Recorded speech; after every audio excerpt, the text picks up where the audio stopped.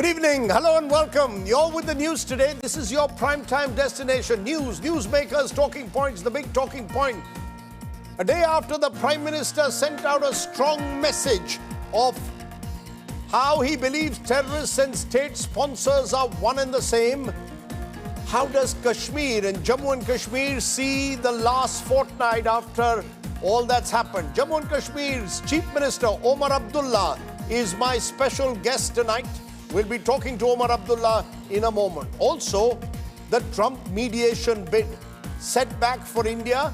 How should it be seen in diplomatic terms? How does the opposition view Operation Sindoor? Shashi Tharoor, the chairperson of the Parliamentary Standing Committee on External Affairs, is also among my guests tonight.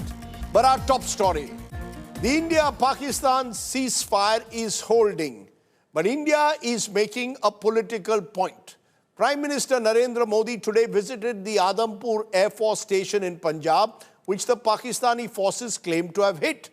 Modi reached the airbase flying the IAF Super Hercules, met with fighter pilots and technical staff involved in Operation Sindoor. During his interaction, the Prime Minister doubled down on India's tough stance against terrorism. The Prime Minister emphasized that the current military operations are not over, they've just been put in pause. And that pause depends entirely on what Pakistan does next. Perhaps the most striking part of this visit was the backdrop. Behind the Prime Minister stood fully operational MiG-29 fighter jets and the S-400 Sudarshan Chakra surface-to-air missile system, which foiled Pakistan air strikes last week. Listen in first to what the Prime Minister said in Adampur. Bharat ने अब 3 सूत्र तय कर दिए हैं। पहला, भारत पर आतंकी हमला हुआ, हम अपने तरीके से, अपनी शर्तों पर, अपने समय पर जवाब देंगे। दूसरा, कोई भी न्यूक्लियर ब्लैकमेल भारत नहीं सहेगा। तीसरा, हम आतंक की सरपरस्त सरकार और आतंक के आकाओं को अलग अलग नहीं देखेंगे। दुनिया भी भारत के इस नए रूप को, इस नई व्यवस्था को समझते हुए ही आगे बढ़ रही है। Meanwhile, 3 suspected Lashkar-e-Toiba terrorists were killed today in Shopian in the Kashmir Valley after an encounter broke out with the security forces. The army had launched Operation Keller, named after the encounter site after it received specific intelligence. The hunt is still on for those terrorists who were responsible for the Baisargan massacre near Pahalgam. Take a look at our top report, and then we'll be joined by a special guest, the Jammu and Kashmir Chief Minister, Omar Abdullah.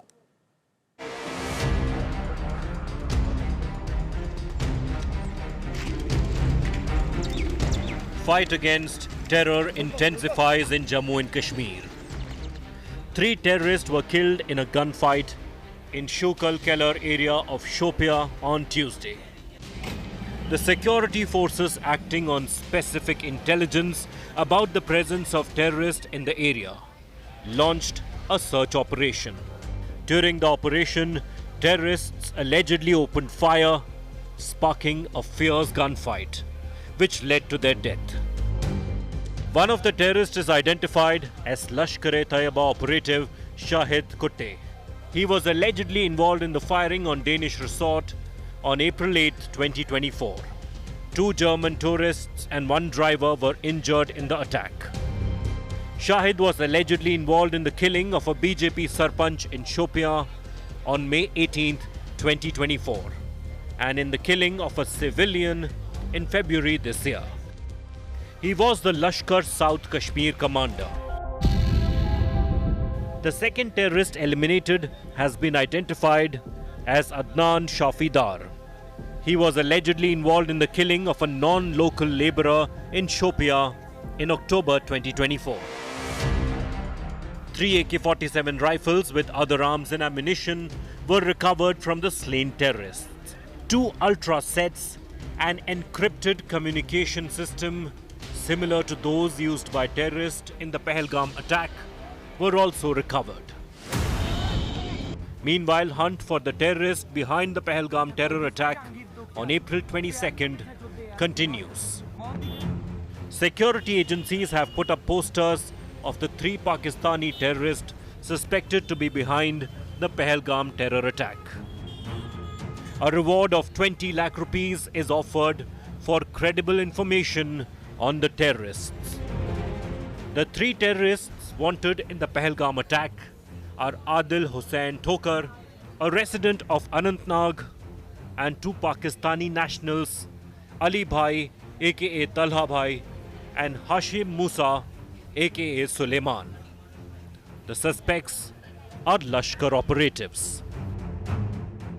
Operation was again initiated by a timely intel input that took the joint forces into the Keller forest area, and immediately a gunfight started which continued for 2 to 3 hours. All these operations that have been started and will be conducted in South Kashmir are critical.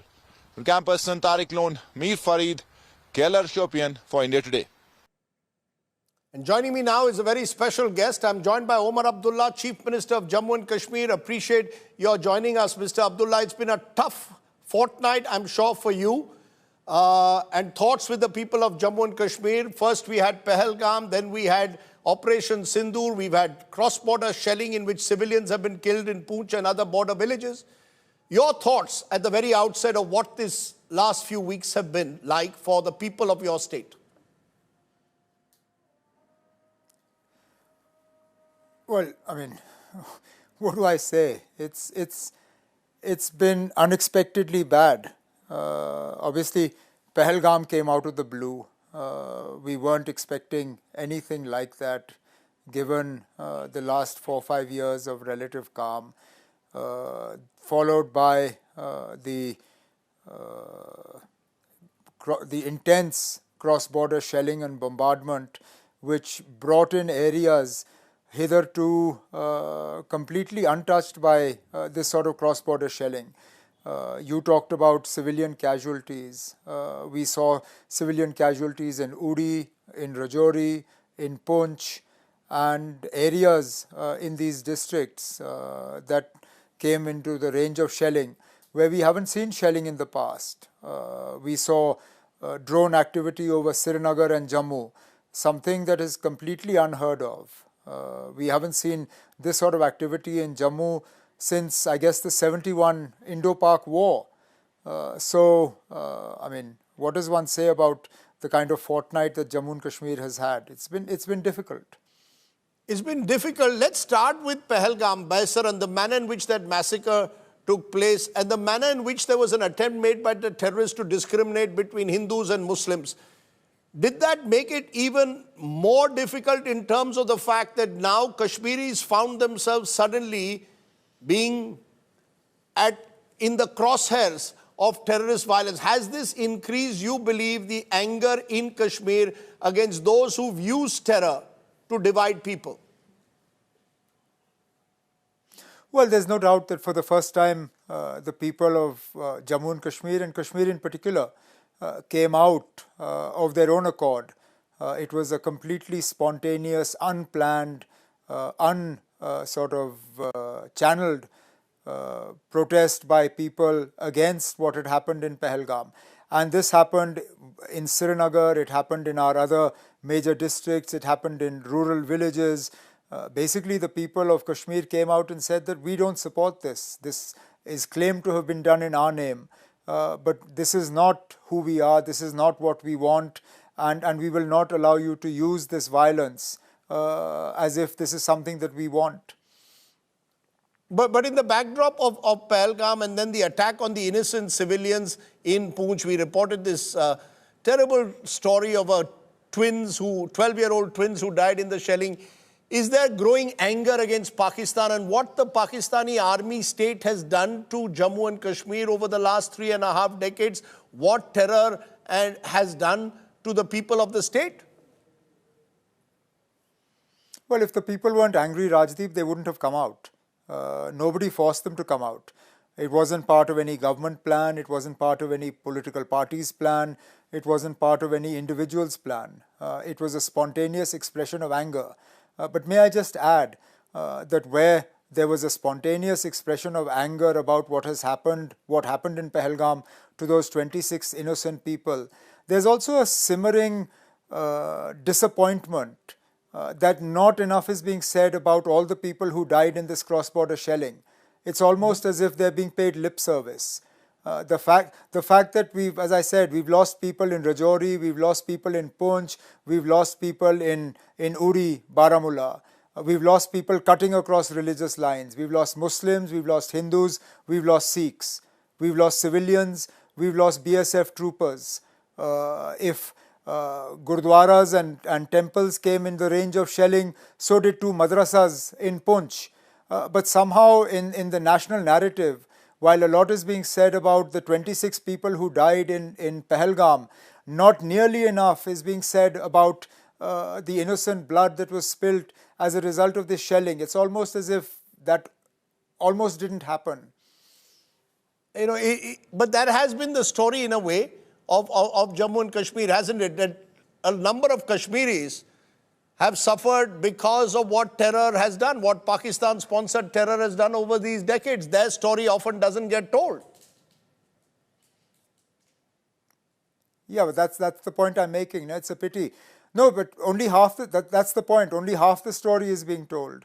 The story of Pahalgam is being told, but the story of, like you said, the twins, the lady in Uri who died in her car, my additional district development commissioner who died in his home in Rajouri while carrying out his duties. These stories unfortunately aren't being told, and I want them to be told because they're a part of a continuation of the same story that started in Pahalgam. Let's come to the Prime Minister for a moment and the Modi doctrine, what happened with Operation Sindoor. Do you fully believe that this is the way now to take on terror? There is a terror attack. We will hit back not just at the terrorists, but at their sponsors. The Prime Minister has made that amply clear. We will not be subject to nuclear blackmail by Pakistan. We will go and hit them in their terror bases and their air bases. Do you support that? Well, which Indian won't support it? I think every Indian who believes in their country and believes that their country has a right to a peaceful existence would support this. But then this is a continuation of a doctrine that was started by Prime Minister Modi earlier. Now he's put it into words. But essentially this is a continuation of what happened. It started with the Uri attack and the surgical strikes. It was followed by Pulwama and Balakot. And this is the third installment in that same story.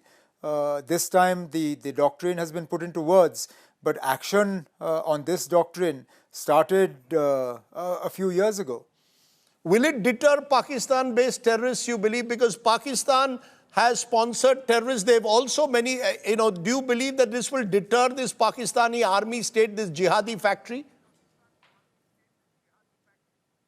Rajdeep, I wouldn't presume to speak for Pakistan or the infrastructure that it sets up. This is a question only the government of Pakistan or the people that Pakistan sets up in these sort of camps.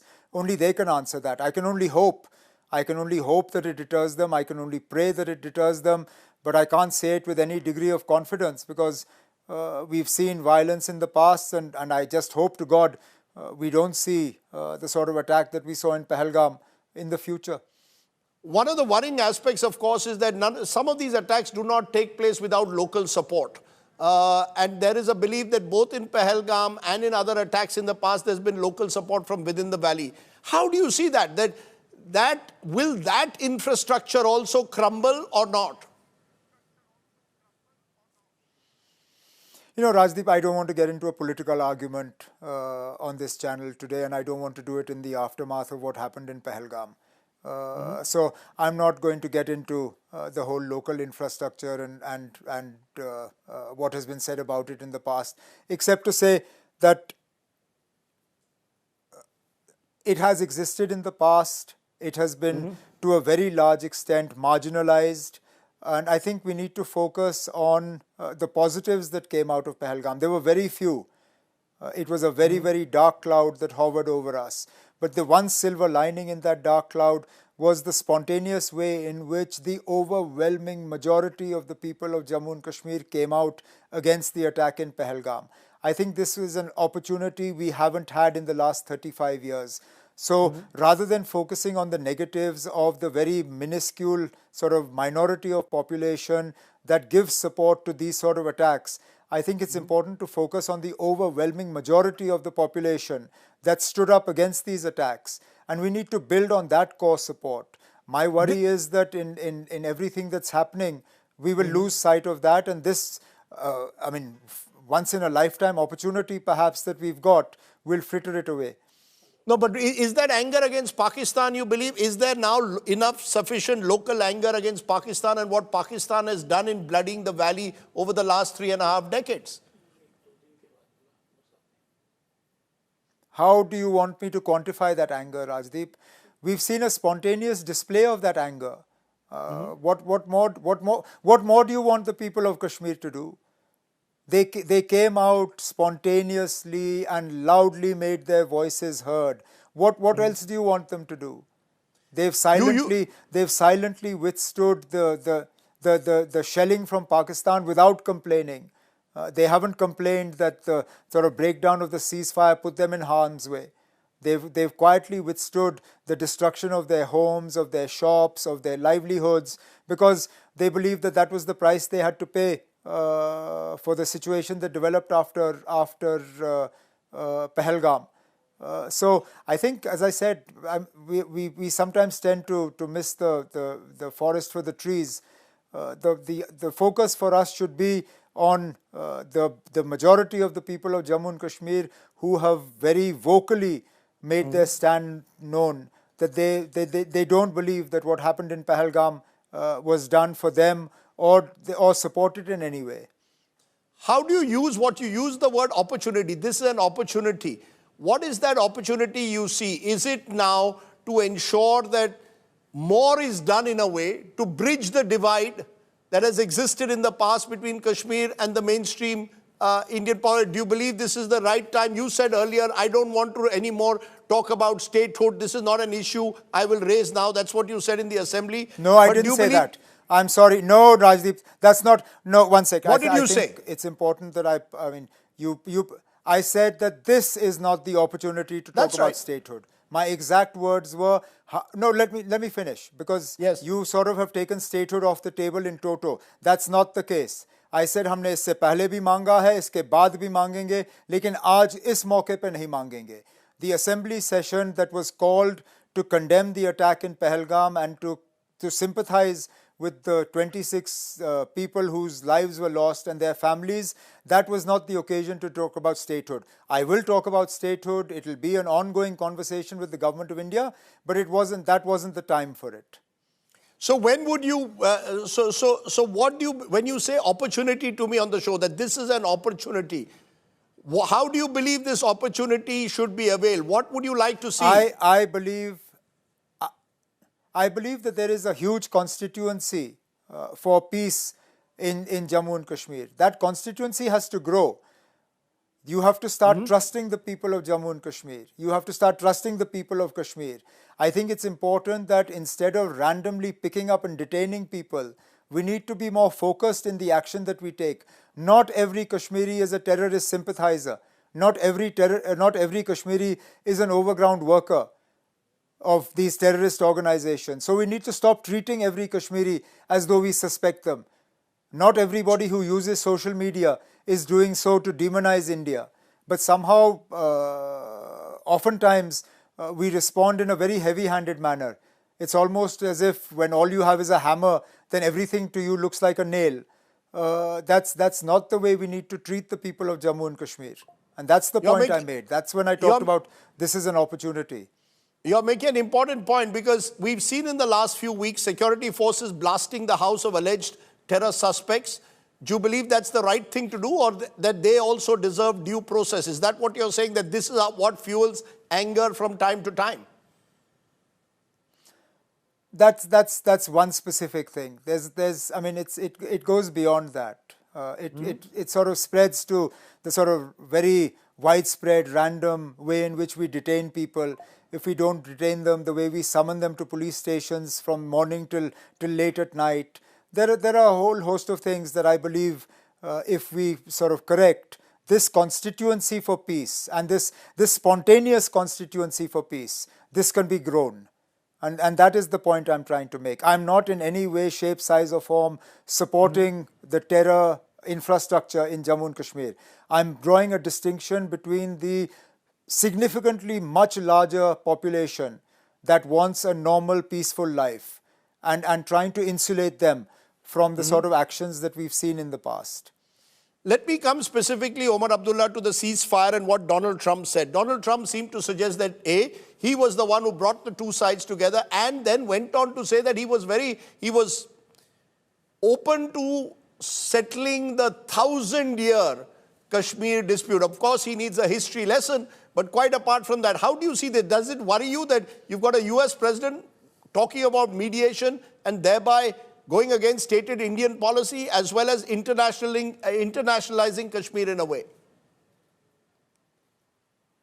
Well, unfortunately, as a result of the last couple of weeks, Kashmir is back and center as an international issue. To some extent, the fact that the US has sort of hyphenated India and Pakistan again after a very long period where this thing had been completely dehyphenated. I think that's something we're going to have to take into consideration and try and work to correct. As far as Donald Trump and his attempts to mediate, look, we know what he's like. He injects himself into a whole lot of situations that he knows very little about. I wouldn't take that aspect of it very seriously.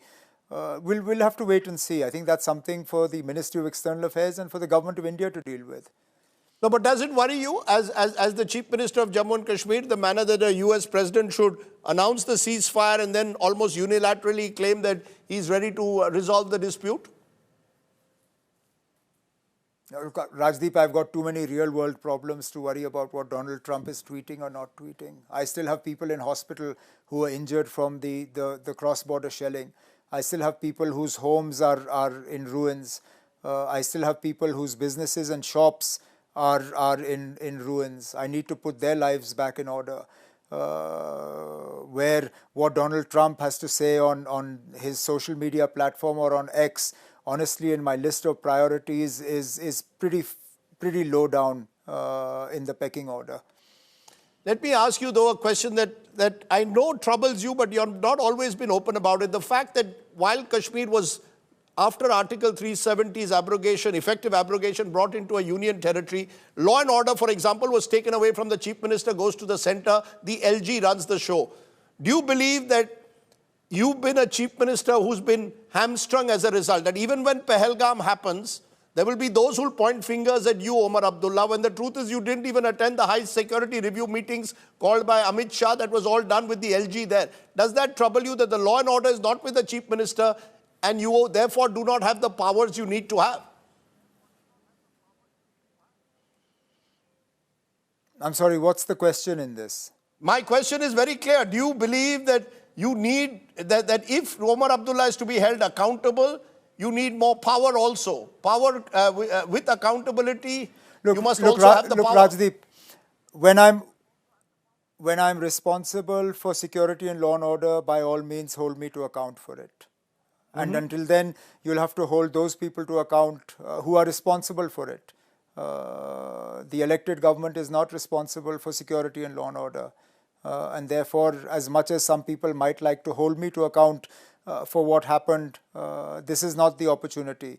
Yes, as and when Jammu and Kashmir is restored to statehood and full statehood, where the elected government is responsible for security and law and order, then I am responsible for every single life that is lost in Jammu and Kashmir during the period that I'm Chief Minister. And I will take on that responsibility. I've never shied away from accepting responsibility for the things that are under my direct control.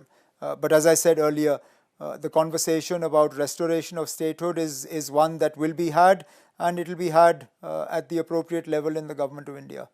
Appropriate level, but when? Should it be had right away? You said in the assembly that was not the opportune time, but should it be held now? It's definitely, well, it's not going to be held tonight, and it's not going to be held on your channel. It will be held behind closed doors with the people that matter in Delhi, and it will be held. At the earliest? Do you believe it should be held at the earliest? Let's be fair. I think the Prime Minister, Home Minister, Defence Minister have a few things on their plate at the moment. Let's get through this immediate problem, and then we'll take it from there. Do you believe Pahalgam was a major security lapse? Who do you hold responsible for it? I'm not getting into that one. It's definitely a conversation that needs to be had, but again, it's not a conversation I'm going to have over the airwaves of your channel or anybody else's channel. You know, you are also the tourism minister of Jammu and Kashmir, and one of the beliefs was that tourism was becoming a huge bridge between Kashmir and the rest of the country, and tourism was booming. This was going to be the big season for tourism. Now that Pahalgam has happened, a lot of tourists have left. What is your message? How are you going to bring back and restore confidence that Kashmir is safe to come to? We'll do it brick by brick. It's going to be a slow process. But it's a process that we will begin. I think at the moment, our focus should be on ensuring an incident-free Amarnath Yatra. If we can conduct an Amarnath Yatra incident-free, largely on the same scale that we've had in previous years, that will give some confidence going ahead, and then we'll build on from there. What's the biggest learning for you, Omar, of these last 3 weeks? Is it, as many believe, every time we feel that we're taking one step forward, Kashmir gets pulled one step back because terror takes place or there is some tragedy lurking around the corner? How is all of this? What is your big learning from what's happened in the last 3 weeks? That in Jammu and Kashmir, just because you've had a good day today is no guarantee you'll have a good day tomorrow. And do you have a message for Pakistan and Islamabad? What's been very clear is this is a country whose army rogue state has, as I keep saying, bloodied your valley. Do you have a message? If you were to tell Asim Munir, who spoke of the two-nation theory and Hindus and Muslims can't coexist, or you wanted to say something to Shahbaz Sharif, what would it be? Please let us get on with our lives. Please, just let us get on with our lives. We want to live peacefully. We want to be a part of the Indian growth and success story. And just let us get on with our lives. And Omar Abdullah, are you more optimistic about the future than you were before the 22nd of April? Do you believe that it is still possible for Kashmiris and indeed the people of your state to live peaceably and to find perhaps a light at the end of this dark tunnel? Are you a little bit more optimistic today now?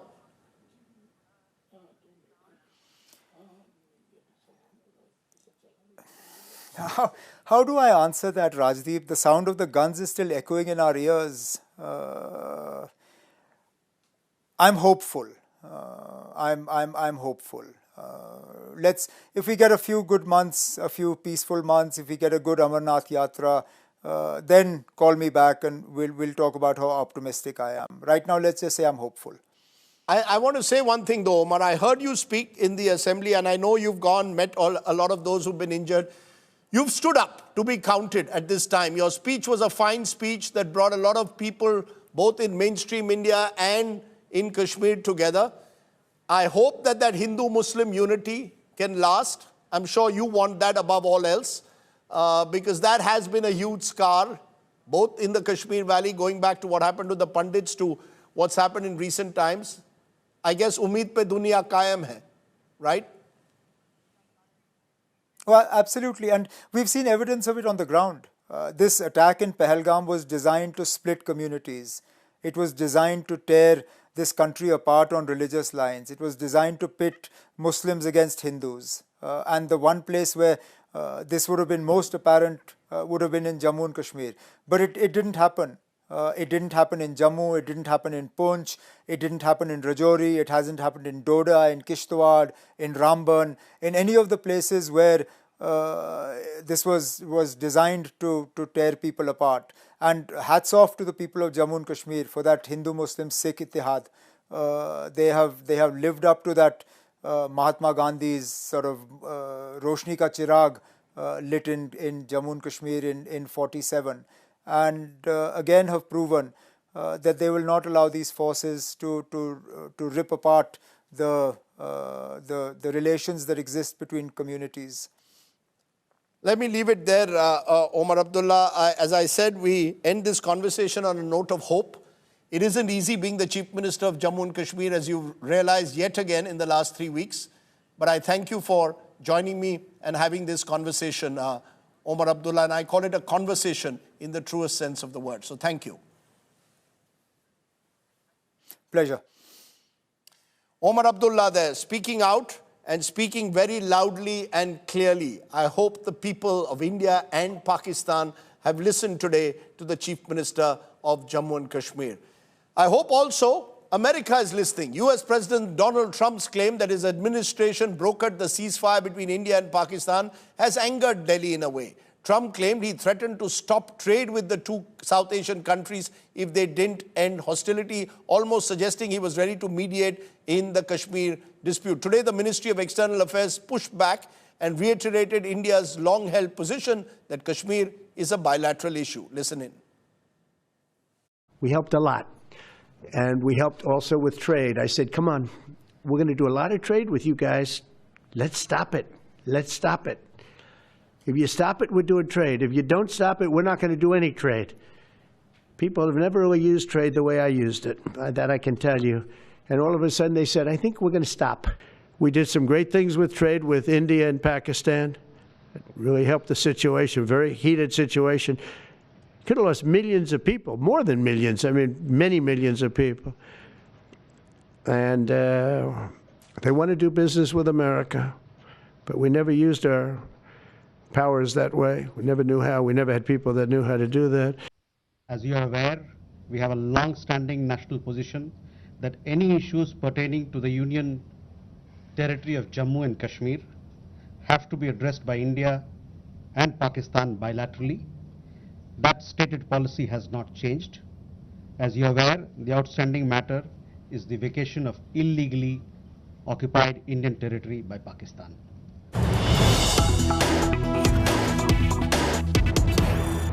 The four-time Congress MP, chairperson of the Parliamentary Standing Committee on External Affairs and a former UN Under Secretary General, Dr. Shashi Tharoor joins me. Appreciate your joining us, Dr. Tharoor.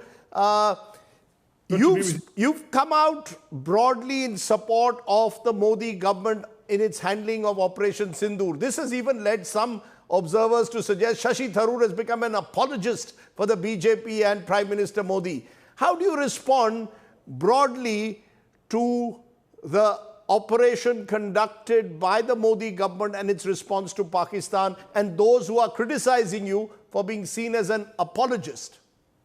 Look, there's nothing to apologize for. As far as I'm concerned, I'm an Indian citizen first and foremost.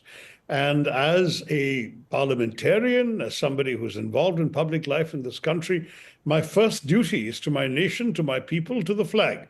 Party and other interests are always there, but they will follow secondarily.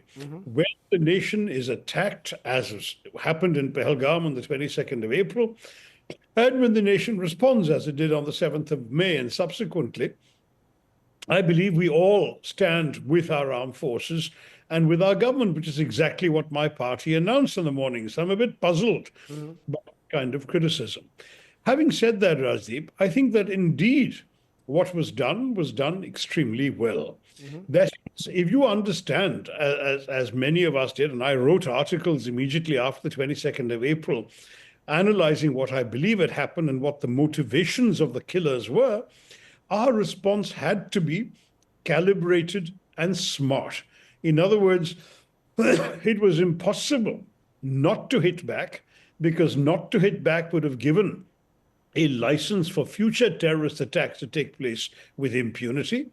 But in hitting back, we also had to be careful not to send the wrong signal, not to let our attack be taken as the opening salvo in a protracted war. Because it's not in our interest, Rajdeep, to go that route. Our country is focused on its growth and its development, the well-being and prosperity of our own people. And honestly, we don't need to be distracted by a long and unproductive conflict on our borders. So when a terrorist attack strikes, do not let it go unpunished. Send the killers a strong message, and to their handlers and backers in Pakistan, but do not at the same time undermine your own interests. And your own interests are your own growth and development and well-being and so on. So to my mind, that, as I wrote in one of my articles soon after the Pahalgam attack, hit hard, but hit smart.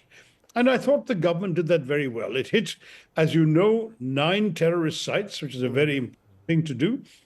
It not only did that in a very effective way, it did so at night, where honestly there's very, very little likelihood of ordinary civilians wandering around. So you are minimizing any collateral damage. And the government went out of its way not to target in that first attack any military bases, any civilian infrastructure, any government installations. I thought the message was very clear. I'm sure that our government was then busy calling all the world capitals saying, see what we did. We have hit back on the terrorists, but we're not anxious to unleash a broader war.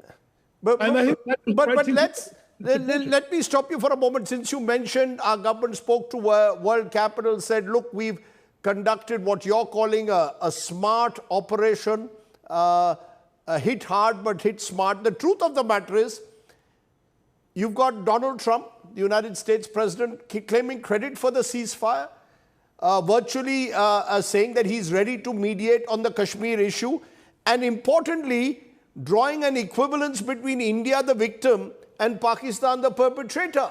So when it comes to the world, and you know the world well, India doesn't seem to have got the kind of unequivocal support that we should have, given the fact that we were the victim and Pakistan the perpetrator. How do you see what Donald Trump has done? Has that in some way reduced the effectiveness of Operation Sindoor? Look, I'm afraid none of us in India can be accountable for Mr. Trump's somewhat erratic behavior. All I can say is I don't believe he was properly briefed. I don't believe he understood the purport of what he was saying, because in saying what he's saying, he made 4 major mistakes. First, the equivalence between the victim and the perpetrator, as I pointed out. Second, he talked about mediation. India has never accepted or welcomed mediation, and I'm 100% sure that we did not seek American mediation on this matter.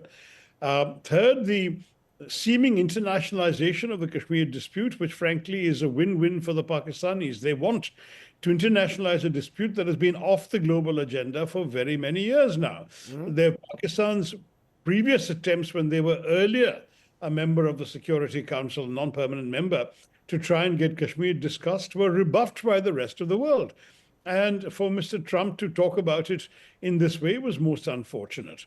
And then finally, there is the re-hyphenation in the American imagination and in Mr. Trump's own rather limited imagination of India and Pakistan, which I must regret very strongly, because we had successfully established in the eyes of the world and of every American president since President Clinton that you don't treat the two as equal or together. We've said to them, when you come to India, don't stop in Pakistan on the way there or on the way back. We have no objection to you having any relationship with Pakistan, but treat it independent of us. We don't want to be clubbed with them. No, so should we be sending a stronger message to Donald Trump? You see, should we be sending, if you were the Minister of External Affairs, would you send a strong message to Donald Trump or ignore what Donald Trump says in the belief that Donald Trump is not someone who observes diplomatic niceties, so why respond to him? Well, I think that Mr. Trump indeed doesn't respond, does not even respect the basics of international diplomacy and discourse. But I think it's important to brief the surround system around him.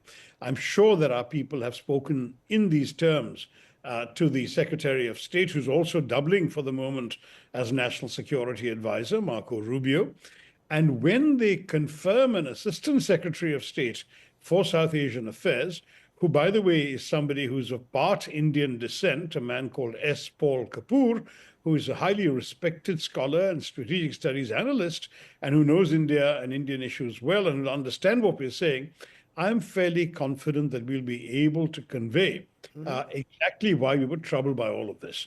It's an ongoing process. I must admit, the specific Trump tweet was indeed a most unfortunate development and a set. But he kind of shoots from the hip, doesn't he? We are not the only victims of this kind of impulsive behavior on the part of the American president. You know, so listening to you, I get a sense that you're giving Narendra Modi and his government 10 on 10 or 9.5 on 10 for both the way they conducted Operation Sindoor, handled the Pahalgam attack, and even handled the world diplomatically. There are others who are questioning, even in your own party, whether Mr. Modi has allowed Kashmir to get internationalized, whether to allow an American president to announce a ceasefire between India and Pakistan is setting a dangerous precedent. Am I to understand that you're giving 9.5 or 10 out of 10 to Prime Minister Modi, which is unusual, remember, for an opposition leader to do so? Rajdeep, it's not my place to award marks to anybody, let alone my betters, let alone the head of our government. So I'm not awarding any marks for anybody. All I'm saying right now is I believe that the matters that were under our control, namely how to conduct this operation, including its naming it, its presentation of it, the information briefings, all that were very well done. If you ask me whether Mr. Trump announcing this ceasefire was a good idea, it was a terrible idea.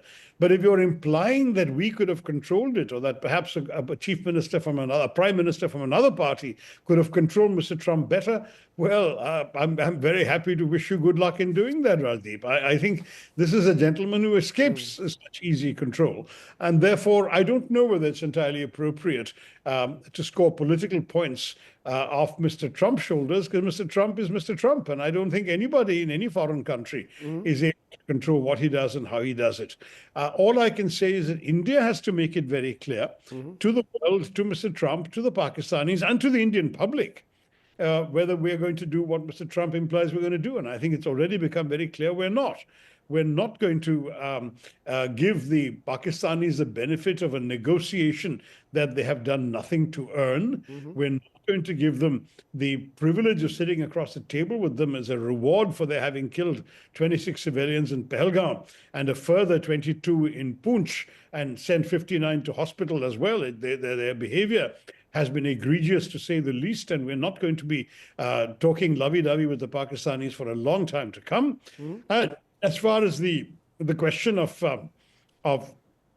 rehyphenation and internationalization and so on, let somebody try and get us to talk to the Pakistanis, and we'll tell them exactly why we won't. You know, I think we can't judge international affairs on the basis of one Truth Social post or one headline. We have to look at a pattern of behavior. We have to look at what follows next. No, the reason I asked you that was, Dr. Tharoor, you've seen the way your party has reacted. Your party officially has called for a special session of parliament. You're a member of parliament. They've called a special session of parliament. That's been reiterated, saying we need all the issues underlying this ceasefire to be put up before Parliament. We need a full debate. You clearly are saying there is no need for a Parliament special session. You seem to suggest that, look, these are... I'm sorry, where you got that from. I've supported the demand from the very beginning. The party has every right to make such a demand. And in fact, I pointed out that in 1962, when we were at war with China, we actually managed to have a debate in Parliament, a special session of Parliament, which the Prime Minister personally attended and responded to questions. And in those days, there was no anti-defection law, so some of the toughest questions came to him from his own party, and he was able to handle that. So I think a parliamentary session is entirely healthy. I've done my part as chairman of the External Affairs Committee in requesting the Foreign Secretary to come and give us a briefing, which he's going to do next Monday. That's the prerogative of the committee. And that's his duty, and he's accepted that duty. So that's part of the parliamentary accountability process that is so important in a parliamentary democracy like ours. You know, the reason I'm coming to these questions, there's a sense that even on foreign policy issues in recent past, we've had a politicization that didn't exist. Broadly, there used to be a political consensus on foreign policy issues, which has broken down in recent years. Do you believe that this is an opportunity to revive that broad consensus that exists? Or is our politics so polarized that it's impossible to have that? The BJP now is launching a Tiranga Yatra from today, going across the country, virtually almost claiming credit for what's happened. Now, do you believe that's a healthy trend? Do you believe that we should have a broad consensus rather than point scoring when it comes to foreign policy issues involving an enemy state? Absolutely. And that's why I congratulate the Congress party that on the very first day, it said that we stand with the government and with the armed forces. It's consistently articulated that message. And if you look at all the major wars we fought, 62, 65, 71, Kargil in 99, the nation has been united and the nation has put politics aside, even though there are legitimate questions that can be asked and which I believe are in the government's own interest to have answered. In the spirit of knowing what went wrong, that should be done. But right now, while the crisis is abating, I think it's only fitting we all stand together. Now, I don't know about the Tiranga Yatra. Certainly, I don't know if it's being conducted. Now, would you support, do you believe political parties should have these Tiranga Yatras, or do you believe that we should be very conscious of not using our armed forces to score political points, or is that inevitable? No, I think honestly, if there is going to be a Tiranga Yatra, the ruling party or the government should invite all parties to participate in it, because the Tiranga belongs to all of us and not just to the ruling party. For speaking so plainly on a variety of issues, appreciate you joining me here on the news today. Thank you so much. Thank you, Rajdeep. Take care. And if you want to watch that interview in detail, you just have to go to our website or to our YouTube at India Today. You'll get the full interview with Dr. Tharoor and, of course, the one that we did with Omar Abdullah. We spoke just now about the Tiranga Yatra. The BJP has already started a 11-day Tiranga Yatra in the aftermath of Operation Sindoor. The war is over. The politics has begun. The BJP says it's aimed at honouring the courage of Indian soldiers and spreading awareness about the recent success of Operation Sindoor. In Delhi, Chief Minister Rekha Gupta was the one who flagged this off with party. A similar yatra taken place in all other BJP-ruled states, including Goa, where Vishwajit Rane, the Deputy Chief Minister, led it, where he too says the BJP now hopes to instill a renewed sense of national pride, inform citizens about India's growing defence capabilities. So clearly, from Goa to Delhi to every BJP-ruled state, we have a Tiranga Yatra. The question, as Shashi Tharoor said, should the Tiranga belong to all? Should every party now jointly do Tiranga Yatras if that is the aim to spread awareness of the success of Operation Sindoor? Think about it. Stay well, stay safe. Good night, Shubh Ratri, Jai Hind, Namaskar.